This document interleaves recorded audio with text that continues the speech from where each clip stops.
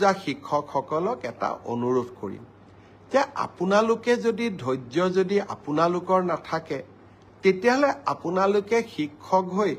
ছাত্ৰ ছাত্ৰীসকলক ধৈৰ্য নিয়মানুৱৰ্তিতা শৃংখলাবদ্ধতা এই জ্ঞানবিলাকৰ বিষয়ে কেনেকৈ আপোনালোকে ল'ৰা ছোৱালীক শিকাব মই আপোনালোক যি ধৰণে উদ্গ্ৰীৱ হৈ আছে মোৰ চিন্তা সিমানেই বাঢ়ি গৈ আছে যে আপোনালোকে একোজন প্ৰকৃত শিক্ষক হ'ব পাৰিবনে নাই সেয়েহে যিমানে আপোনালোকৰ চিন্তা বাঢ়িছে নিযুক্তিৰ তাৰিখো মই 15 দিনকৈ আগুৱাই লৈ গৈ আছো যাতে আপোনালোকৰো এটা ধৈৰ্যৰ পৰীক্ষা আমি ল'ব পাৰো তথাপিতো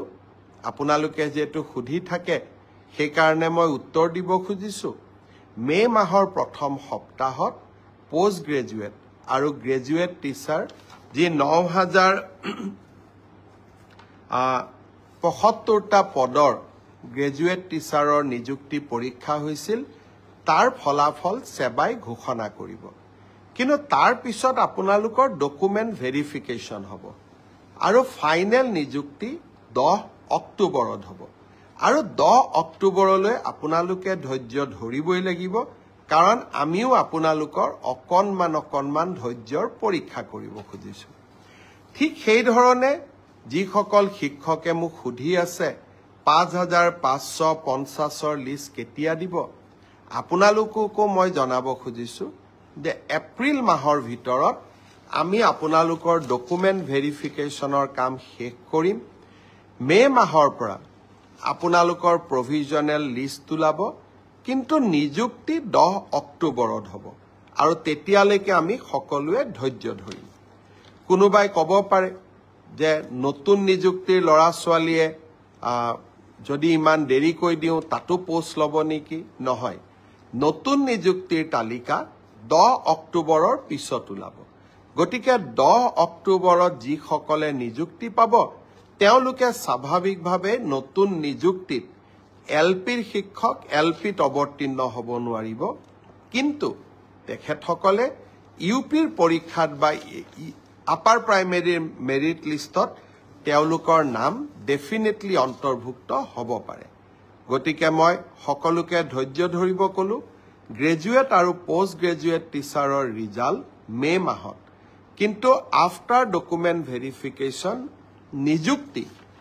10 অক্টোবৰত তেনেকৈ এলপি এমিৰ 5550ৰো ডকুমেন্ট ভেৰিফিকেশনৰ কাম এপ্ৰিল মাহত আমি সমাপ্ত কৰিম মাৰ্চ মাহৰ পৰা প্ৰভিজনেল লিষ্ট তুলাব কিন্তু নিযুক্তি 10 অক্টোবৰত হ'ব এতিয়া মই আহিছো এটা নতুন চৰকাৰী আঁচনিৰ বিষয়ে অহা 19 তাৰিখে দিনৰ 11:30 বজাত আমি অসমৰ প্ৰতিটো সমষ্টিতে একোখনকৈ মিটিঙৰ জৰিয়তে 3,80,000 লোকলৈ প্ৰধানমন্ত্ৰী আৱাস যোজনাৰ ঘৰ আগবঢ়াম বহুতে মোক কেতিয়াবা প্ৰশ্ন কৰে যে পকা ঘৰ থকা লোকেও প্ৰধানমন্ত্ৰী আৱাস যোজনাৰ ঘৰ পাইছে 19 তাৰিখে যিসকল লোকে আমাৰ পৰা অনুমোদন পত্ৰ ল'ব আহিব বা চৰকাৰৰ পৰা চেক পাব তাৰ ভিতৰত যদি আপোনালোকে ভাবে যে কোনোবাই পাব নলগা লোকে এই ঘৰ পাইছে বা আমাৰ পঞ্চায়ত গ্ৰামোন্নয়ন বিভাগৰ লোকসকলে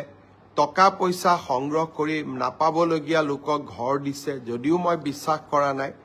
আপোনালোকক অভিযোগ দিবৰ কাৰণেও আমি এটা ইমেইল নম্বৰ দিম যাতে কোনোবা পকা ঘৰ থকা লোকেও যদি আৰু এবাৰ ঘৰ লৈছে আপোনালোকে অভিযোগ দিব পাৰিব আৰু অভিযোগ আমি পৰীক্ষা কৰিম কিন্তু এতিয়া মই এটা নতুন কথা আপোনালোকক ক'ব খুজিছো এইবাৰ আৱাস যোজনাৰ আমি আকৌ নতুন জিঅ' টেগিঙৰ কাম আৰম্ভ কৰিছো জিঅ' টেগিং মানে আপোনাৰ ঘৰখনৰ ফটো লৈ আমি তাক আপলোড কৰিম আৰু যদি ঘৰ পোৱাৰ যোগ্য অহাবাৰ ঘৰ পোৱাৰ তালিকাত আপোনালোকৰ নাম আমি সন্নিবিষ্ট কৰিম পঞ্চায়ত আৰু গ্ৰামোন্নয়ন বিভাগৰ কৰ্মচাৰীসকলে এই ক্ষেত্ৰত দুৰ্নীতি বা ৰাইজৰ পৰা টকা পইচা বিচাৰে বুলি বহুতে অভিযোগ কৰে সঁচা মিছা মই নাজানো সেইবাবে এইবাৰ জিঅ' টেগিঙৰ দায়িত্ব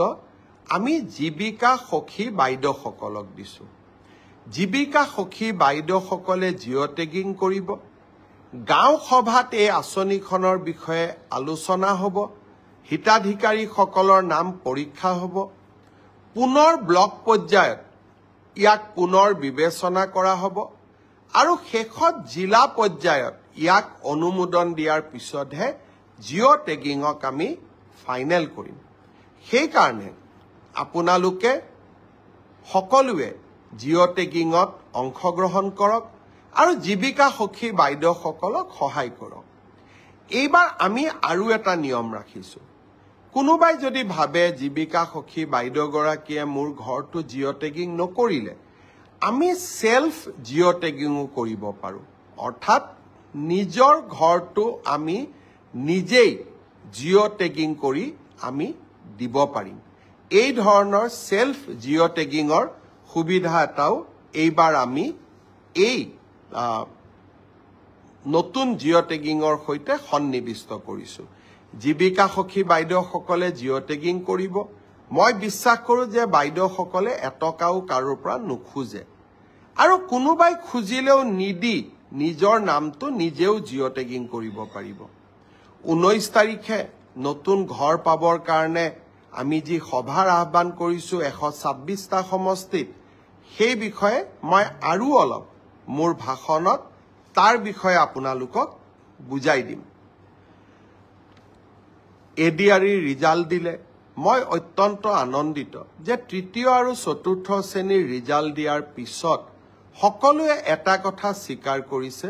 যে এই ৰিজাল্ট মেৰিটৰ আধাৰত হৈছে মেধাৰ ভিত্তিত হৈছে আৰু সঁচাকৈ চৰকাৰী চাকৰি আমি মেধাৰ ভিত্তিত দিয়াৰ বাবে প্ৰতিশ্ৰুতিবদ্ধ এতিয়া কোনোবাই মোক কৈছে মামা কাট অফ নম্বৰ বহুত হ'ল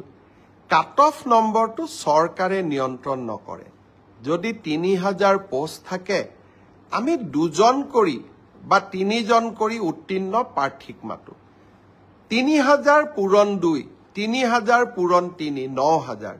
মেৰিট মতে 9000 নম্বৰটো আহি যোৱাৰ লগে লগে 9000 নম্বৰ লাভ কৰা ব্যক্তিজনৰ যিটো নম্বৰ সেইটোৱে কাট অফলৈকে ৰূপান্তৰিত হয় কাট অফ কোনেও বনাই নিদিয়ে কাট অফ ছাত্ৰ ছাত্ৰীসকলৰ পৰীক্ষাৰ ফলাফলে নিৰ্ণয় কৰে কোনোবাই যদি ভাবে যে কাট অফ বেছি